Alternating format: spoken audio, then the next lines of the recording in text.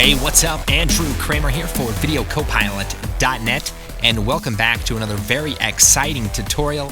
Today, we're going to be taking a look at creating some cool sci-fi weapon effects. So, let's go and take a look at what we're going to be creating.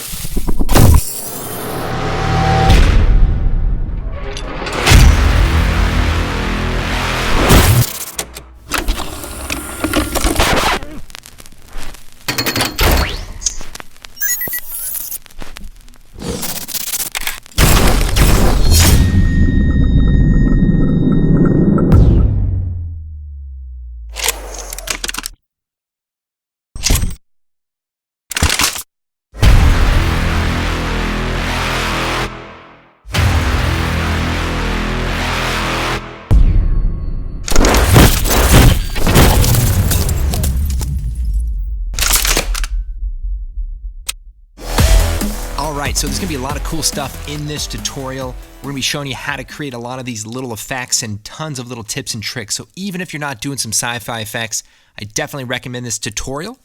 And let's go and break it down. So we've got some muzzle flashes, we've got some displacement, we've got some sparks, we've even got some lighting on the side of the gun. It's a very high-tech, futuristic gun. And of course, we have Sam Loya. Wait, that's not Sam Loya.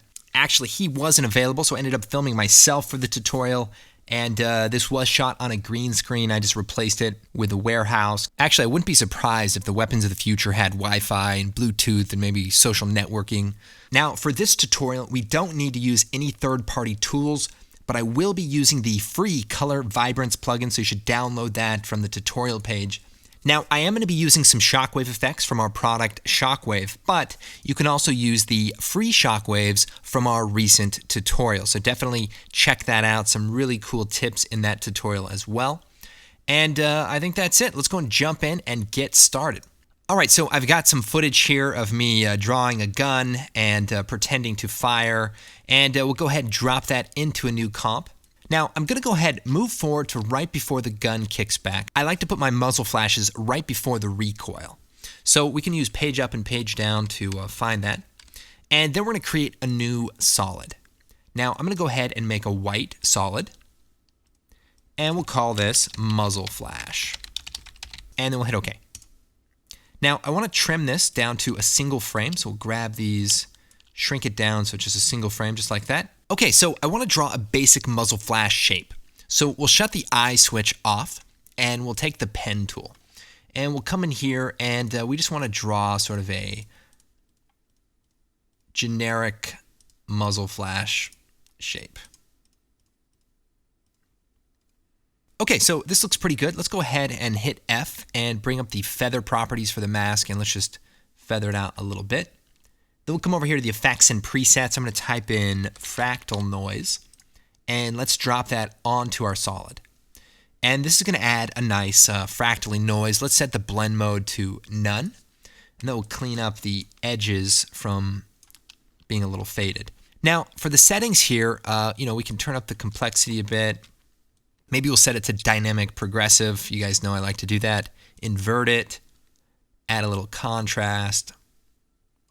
Maybe turn the scale up and turn the detail up.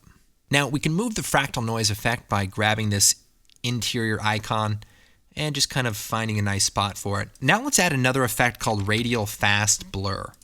And we'll put this after the fractal noise effect. And you can see it kind of creates a nice directional kind of blur, radial blur. Let's set it to brightest. Now we want to make sure that they're parallel. So let's pull this back in line with the back of the gun. So we want to make sure that that looks like it's going the right direction, and maybe turn down the brightness a bit. So that looks pretty good, and we can always tweak this, turn the brightness up and such. But now I'm going to add some colorization using our color vibrance effect. So we'll type in vibrance, and we'll take the VC color vibrance effect and drop that in there. So right away, this is looking pretty sci-fi-ish. Now, I like to turn on the fill empty background and then set the whole layer to screen. Okay, so I think this looks pretty good. I might turn up the amount of the fast blur and maybe change the color to blue. Now, this is something we could change to anything that we want. We could play around with this point and maybe move it over a little bit so that that bright spot in the fractal noise looks like it's coming out of the gun. So we could potentially just shift that over a bit. It's always good to kind of look for natural areas that seem to blend together. Now, another thing I might do is duplicate this and put one right here in the beginning, and I might even offset the evolution. And I'm going to select the mask and delete it. Then I'm going to hide the layer, and I'm going to draw my own mask shape around the interior of this gun. We can turn it back on. Then we can hit F and feather it a bit. Now we might turn the radial fast blur down just a touch. And we can also play around with the contrast if we want to make this more or less, turbulent essentially. But this is going to give us a little bit of motion. We can also play with this evolution to find a more interesting version of the primary muzzle flash. So I think that's pretty cool.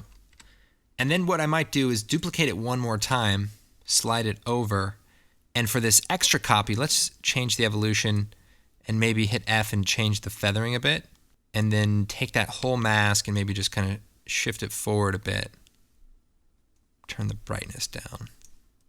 We're sort of just trying to create like a residual sort of flash. Okay, so let's go and take a look. All right, so that's looking pretty good. Now, I want to add one of our shockwave elements. Now, the shockwave elements have some really cool detail, and there's a bunch of different ones, so feel free to experiment with some of the different looks. I'm going to be using shockwave number 19, and as I said before, you don't have to use the product shockwave. You can also check out the shockwave tutorial and create your own, or even download the project file, and once you render out one of those, you can just bring it in just like this. So we're going to take shockwave 19, drop it into our comp, and we'll set the transfer mode to screen. And we'll also take our vibrance effect, drop that onto our shockwave element. So we'll slide this over. Maybe I'll time remap this, so we'll choose right-click, time stretch. And we're going to set it to maybe 25, so it'll be a lot faster. And then we'll slide this over. And let's change the color to blue. Now, I want to make the middle a little less distinct, so let's take the ellipse tool and just draw a simple shape around the core, and then hit F, feather it, and then subtract it. Maybe we'll feather it a little bit more. So this is the basic idea. I might scale this up a touch. And already this is looking really good. So just going to move this into position. We can even turn it into a 3D layer. So if we toggle the switches, make it a 3D layer, and then rotate it a little bit so that it's kind of perpendicular with the gun. All right, so that looks pretty cool. Maybe I'll go into the VC color vibrance, bring the gamma down a bit, maybe turn the brightness up, try to make that a little punchier. All right, so we're using a single shockwave effect, but in order to customize these effects and create a bunch of different looks, I had to experiment with some different ways of using the shockwaves. So I came up with some cool techniques that might just blow your mind. So I'm going to take a quick sidetrack from our current tutorial, and I want to show you just some cool ways to customize some shockwave elements. So let me take one of the shockwaves, drop it into a new comp, and here we have just a cool element. Now what I'm going to do is speed it up by choosing time stretch and set it to 50. And that'll make it easier to see the effects of the next recipe. Okay, so we've got our shockwave element. Then I'm going to come over here and type in polar coordinates. Drop that on there and turn up the interpolation. What this will do is turn it into sort of a linear effect. And then we can start adding some more effects. So let's come over here and add motion tile. And we'll throw that on here. And what this allows you to do is repeat the edges by tiling them. So if we set it to 50%, that'll create 2 repetitions of tile. But here's the cool thing. I can come over here, type in polar coordinates again, and reverse the linear effect. So let's set it to rectangle to polar and crank up the interpolation. So now we have a radial effect again. But the difference is we've added the motion tile. So here's 100%, and we have our single shockwave. But at 50%, we've repeated the edges, and we've also kind of added a little bit more detail. But the one problem here is that we toggle the switches. The effect is a little bit smaller, and that's because the polar coordinate effect sort of compresses the image. We can fix that with a transform. So let's type transform, throw that on after the motion tile, but before the second polar coordinate effect. And let's go to the transform and let's uncheck uniform scale, set the scale to 200. So that way we're bringing that scale back in. As we turn this on and off, we're going to have the same basic size, except now we're repeating the edges using the tile effect. So how cool is this that you can actually change the repetitions of a radial effect? Right now the shockwave explodes outwards, but what if I wanted the shockwave to explode inwards? How would I do that? Well, here's what we're going to do. Let's go to the transform and let's set the scale value to -200. Now we can look at this and we can kind of see that it's exploding inward. Maybe we'll set this to -100. And we can kind of see what that looks like. But we need the help of one more effect, and that's the offset effect. So we'll take the offset effect, put it before the transform, and we want to adjust the vertical position. So here's what we'll do. Move this down a bit. And we want to just move it down until our effect doesn't look so stretched out. So here it looks right now. I think that looks pretty nice. Let's add the color vibrance effect. Add some colorization. Maybe we'll do some fiery orange. That's cool. So let's set the transfer mode to screen and then duplicate the effect. And then let's reverse it. So, well, we could just turn all the effects off except for the color vibrance. So now we can see we have our inverted shockwave along with our normal shockwave, and we created a really cool 2-tier effect. Now our radial shockwave might be a little bit big. We could probably either scale it down or shift the position using the offset, and then actually scale it down as well. Just be careful, you don't want it to get too bunched up in the middle. So just shift it away, and then you can either scale it down here or just scale the clip down entirely.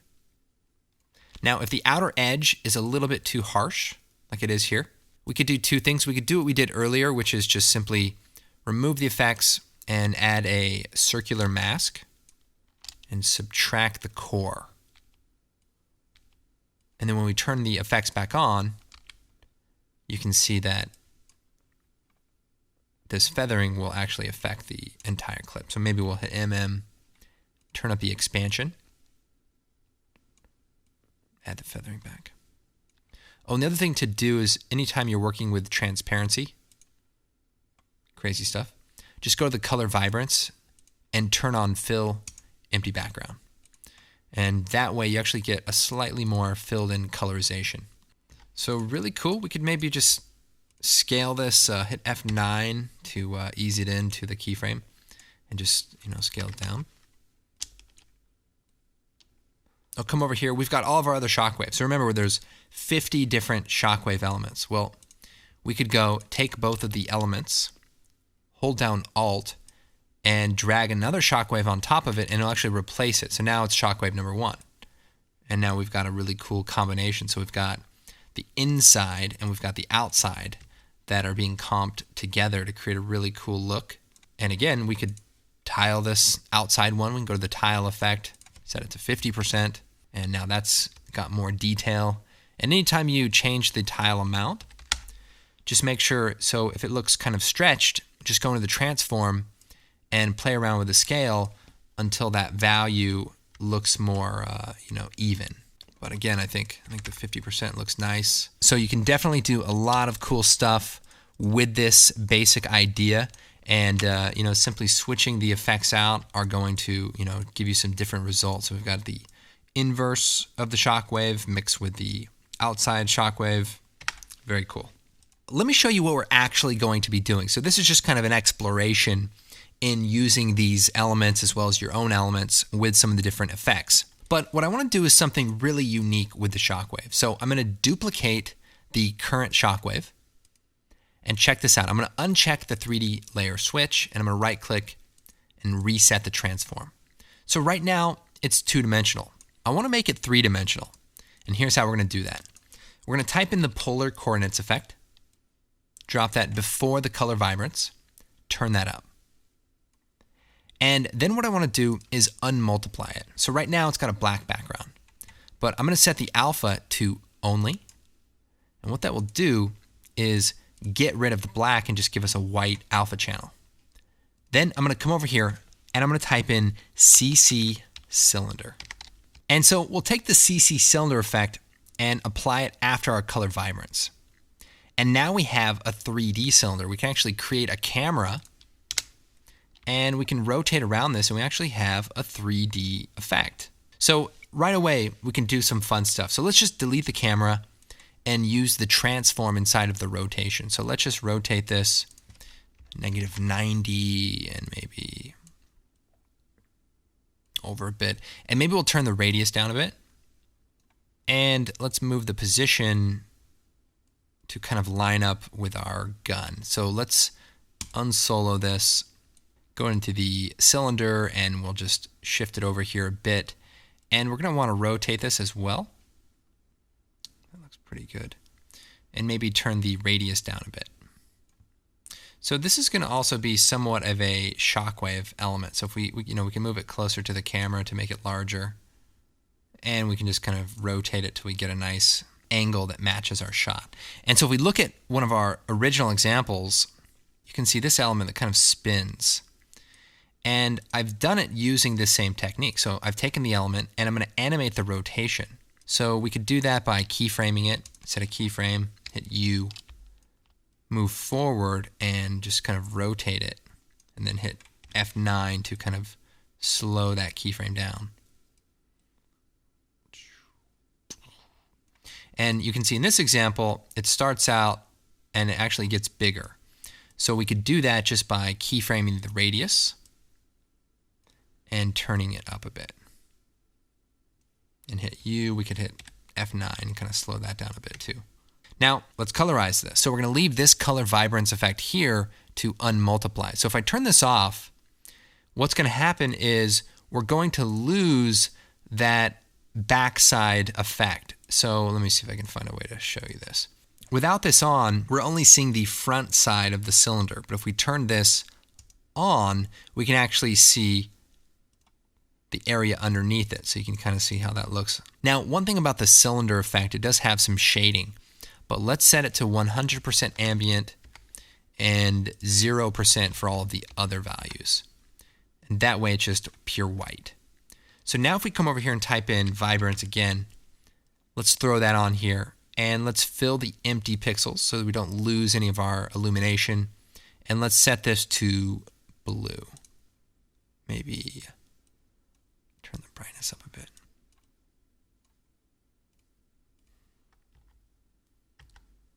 And we could also play around with the position of the cylinder. So, it could be a little tricky since we rotated it to get it to, move in the right direction. But maybe we keyframe the X position, hit U, and just kind of slide it over. We just want it to kind of move a little bit in the right direction. And of course, we can just move the whole layer too if we want to just adjust the entire position. Maybe we'll start it out even smaller, turn the radius down to like 10. Maybe slow this rotation down, let's see. Okay, so this looks pretty cool. It looks a little bit slow, so I might just shift it over and crop the front of it off just so that it kind of gets into the effect a little bit faster and looks more like residue rather than the actual effect. All right, let's go and start customizing a little bit more. I actually have a comp of some sparks that were created inside of Particular. So I'm just using a couple of different particle, forces like wind and turbulence to just kind of create some wild particles. There's a bunch of different tutorials on Video Copilot for sparks, so I won't get into this, but pretty straightforward. But this is also just another thing that you can add. So for example, I could just add these sparks into the comp, slide it over a bit, and set it to screen. And even though they're a different color, I think it still looks pretty cool. Now, let's do a few more things. Like for example, our muzzle flash is a little bit dull, so let's see if we can brighten it up a bit. I'm gonna come over here and type in glow, drop that onto our muzzle flash, and let's put the glow effect before the color vibrance effect, and let's set it to screen. And then if we increase the size of it, we can actually make it nice and bright, maybe even go into the vibrance effect, turn the gamma up, and maybe even turn up the brightness. Let's see. I think that looks pretty good. Nice and powerful. Maybe take that second copy, we can even brighten that up so that we get a little bit more life, a little bit more movement. Your eye's always going to kind of follow that secondary movement. All right, so these are our visual elements, but I also want to add some cool distortion effects. Let's add a new adjustment layer. And a couple of the effects I've been using, the ripple effect, let's throw that on there. And let's set the layer, so let's just trim the layer down. And we can hide a few of the effects by soloing the top and bottom layer. And let's just turn the radius up so we can kind of see this is a cool deform effect. We could turn it to symmetrical, turn up the height, and we could just create some cool kind of warping. Maybe turn the speed up, maybe the width a little bigger. So depending on the radius, something like that. And so what we can do is align this with the gun, and maybe we could show all the layers now. And depending on how we want to do this, we could put this below the muzzle flash. I think that looks kind of cool, kind of gives a little bit more depth, like it's distorting on the plane. But maybe we take the shockwave and put it below the distortion. So we'll click on this and type in distortion. And these are all just, choices you can make. We'll set this to red. You want to put the distortion below, above, play with it until you see what you like. But what I'm going to do is take the height and keyframe it and hit U. So now I've basically, an F9, I'm basically fading out the distortion. And maybe I'll change the speed to like 4. So that looks pretty cool. Maybe add a little bit more so it kind of fades out, nice residue. Now, you don't have to do this, but I am using a few elements from our Action Essentials 2-pack. I do highly recommend this pack. I know we do try to show you alternatives to doing a lot of stuff, but for $100, you can really get some great organic elements that you can combine and mix with your final comp. So that's actually what we're doing with these muzzle flashes. We're actually going to take the smoke residue after the effect and composite. So let's take muzzle flash number 2, drop it in here.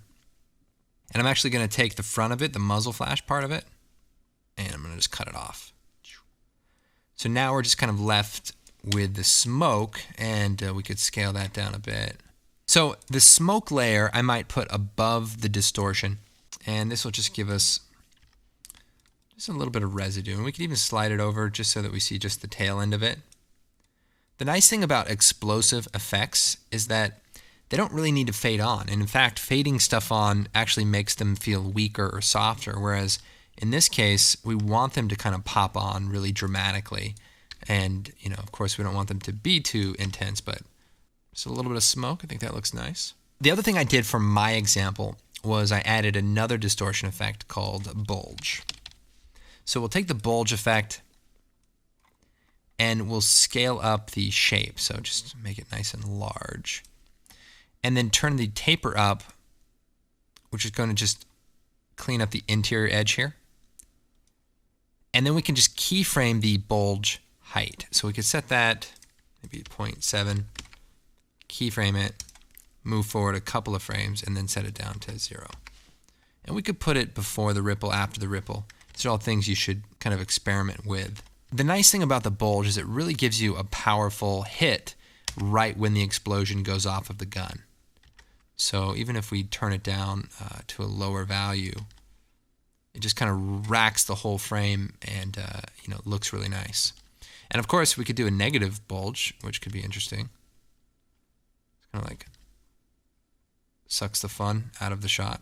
A couple of other fun ways to customize this. So if I take one of my shockwaves and say duplicate it, I might just come over here to polar coordinates,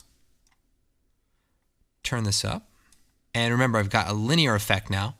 So let's turn off the 3D layer switch, scale it down. And so like in one of my examples, I just had sort of like a stream of particles that was kind of left over after the initial shockwave. And you could use this to sort of simulate that.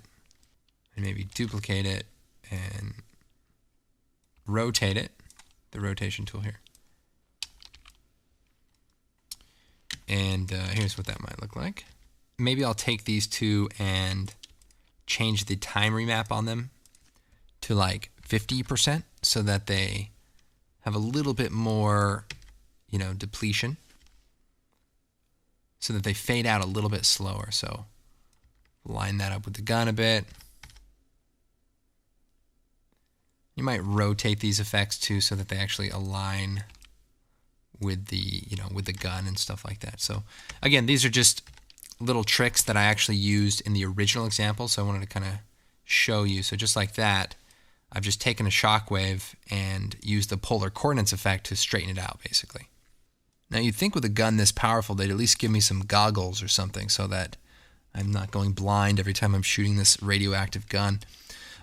Here's another quick thing to just kind of give you some ideas. Like if you look at this one, this is a really crazy gun, right? But this effect is actually not that complicated. So let me show you just the basic idea behind that so you can kind of start looking at ways of creating your own. So again, I always try to encourage you guys to, experiment and play around with different ideas. I'm just trying to give you enough of the idea so that it makes sense. But here's a really cool way to create that sort of, plasma type of weapon. So let's create a solid. And we'll call this plasma. And it doesn't matter what color solid, but what I'm going to do is add the ramp effect. I think it's called gradient ramp in CC, so there we go. And this is just going to give us a simple gradient. And then we're going to add the colorama effect. And let's change the output to ramp gray. Nice. And then we'll turn the cycle repetition up. I'm not sure. Let's do like 4. And then we'll go to the input phase and animate the phase shift. So this will actually kind of animate this. And we'll alt click on it. We'll type in time times negative 200. So it just creates a little bit of an animation. And we can change the direction by just doing times 200. So we'll see what looks best. Here's what we're going to do. We're going to add a curves adjustment just to dim it out a bit. And then we're going to add the CC cylinder effect. So check this out. I'm going to rotate this. Is it negative 90? And then rotate on the X. Actually, maybe on the Y. We'll rotate it this way. Maybe we'll screen it back on top here. So now you see where this is going.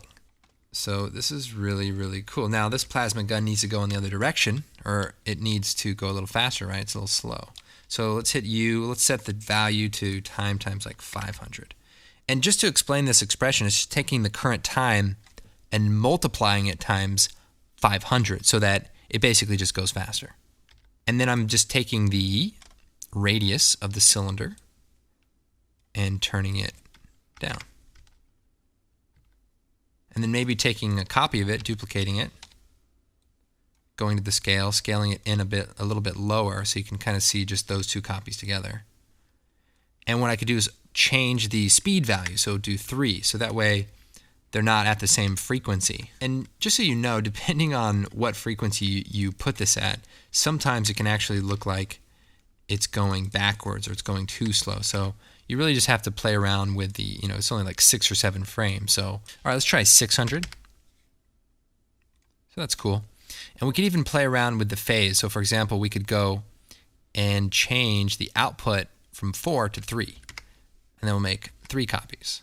But how do we get it to look really cool and kind of warpy like we see in this example? Well, here's how we're going to do that. We'll take one of the copies and let's add the CC glass effect. Now, I'm sure the tutorial is getting a bit long, but I want to show you all the cool little details. So we'll take the CC glass effect, throw it on here. So if we change the bump map to none, it'll actually use the input source. So then what we can do is change the height to -50 and maybe soften it up a bit. Play around with the displacement here. Let's see. Something like that. It's kind of looking interesting. Undo that real quick. So again, this is just, experimentation. You just want to play around with these values and just kind of see what looks cool, what looks interesting. Here's the big thing that we have to do. So we've got the effect. We could, of course, add our vibrance effect. And we'll set the fill on and set it to blue. Copy that, paste it to the other copy. So we'll take these 2 copies and we'll pre-compose them. So we'll select them, hold down Shift, choose Layer, Pre-Compose, which is just off the screen there. And we'll call this Plasma. And again, you can just duplicate more copies, do all sorts of stuff here. Let's set this back to screen. And then we're going to create a new adjustment layer. And we're going to add the glass effect again, CC glass. And for this effect, we're going to choose the plasma layer as our source. Then we're going to take the glass effect and put it all the way at the bottom so that it's only affecting the bottom layer. So now you can kind of see what the glass effect is doing. We're sort of displacing the background a little bit. So if we crank that up, maybe add some more blur, maybe add a little bit more height, negative or positive, whichever one looks cool. And we can actually start to see the background becoming displaced. So that's pretty cool. And then we could take the plasma here, maybe add some glow to it.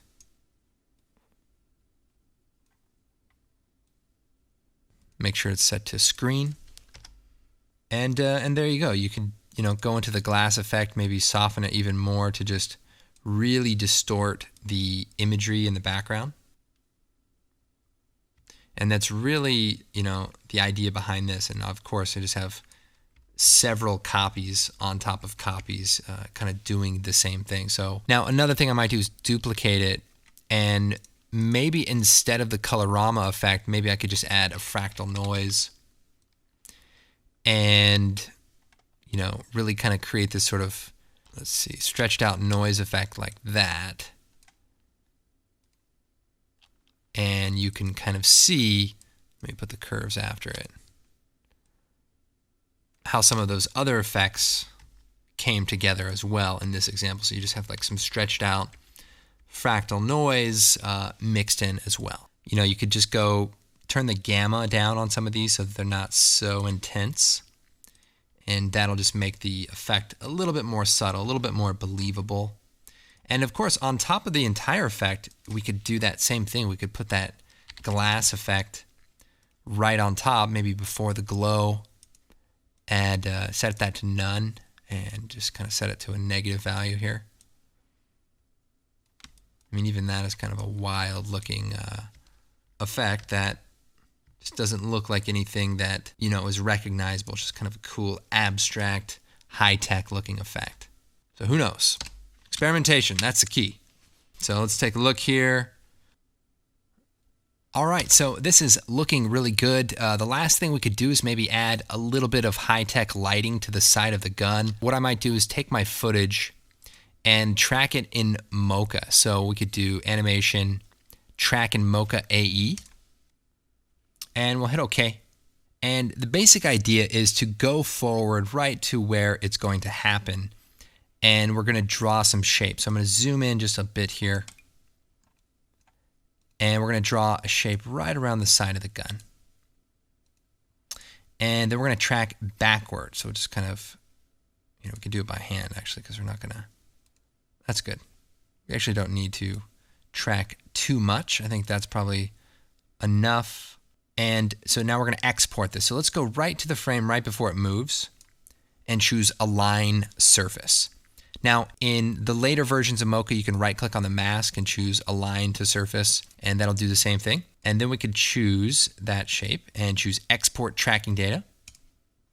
And we're going to export this to corner pin and copy to clipboard. And then we jump back into the After Effects. I'm going to create a new solid, and we'll call this Lights. And we'll go forward to the beginning and choose Edit, Paste. There's only a few keyframes. So right here you can see nothing's moving, but up here everything is moving. So we could throw a grid effect before the corner pin, and we could see that. So maybe right here. And let's trim that Alt Begin bracket, or just trim it over forward. Right when he shoots, we're going to turn it off, and we'll get rid of the grid effect. So here's what we're going to do. We're going to hide this layer, select it, zoom in, and we want to put this down below, right above our gun. And then we'll take the pen tool, go to full res.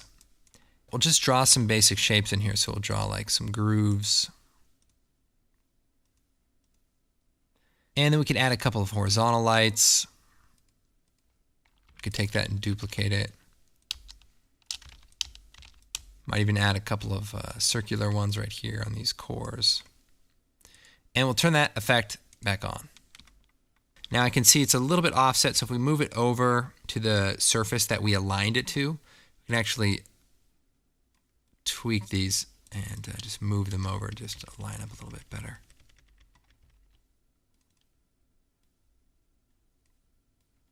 So anything that we do on this one frame should track to the rest of the frames.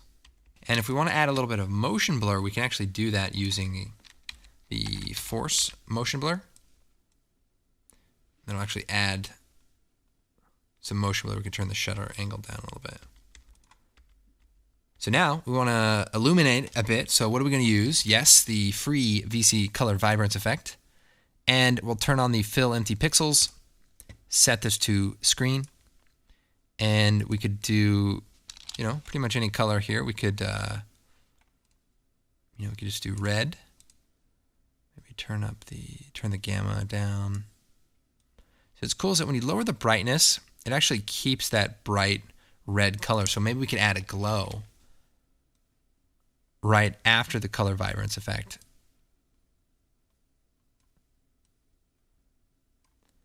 And you can just see how that looks very natural the way that it's blending. One of the things you might notice in the original examples is just as the gun fires, the light, it lights up. And then right when it fires, it turns off. And that does that to conserve energy. But also, I didn't want to have to track the gun after it shoots because it's moving around a lot. So I just made that up so that I wouldn't have to do the work. And that's the truth.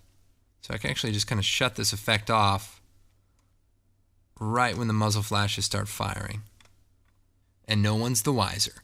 So that's basically the way we can do the effect. Now, if we want to animate these on, we could turn the motion blur off for just a second. And, we could do it a couple of different ways. We could add some masks and maybe subtract them.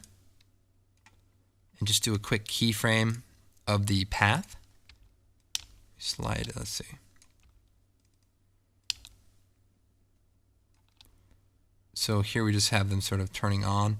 Let's reverse the order here. So we'll just slide that one there and slide it back. And let's take a look. Sweet. Very, very cool. So this is really all there is to it. I know there's a lot of various steps, but I didn't want to leave anything out. Hopefully you guys can pick and choose the things you like the best, customize it with your own effects, come up with some really cool looks, and then make your next sci-fi movie. So anyway, thank you guys for watching. Of course, we used our new Motion Pulse sound effects collection. to create all the different sci-fi effects. So if you're looking to add some sound effects, definitely check out Motion Pulse. My name is Andrew Kramer. Thank you guys so much for watching, and we will see you next time.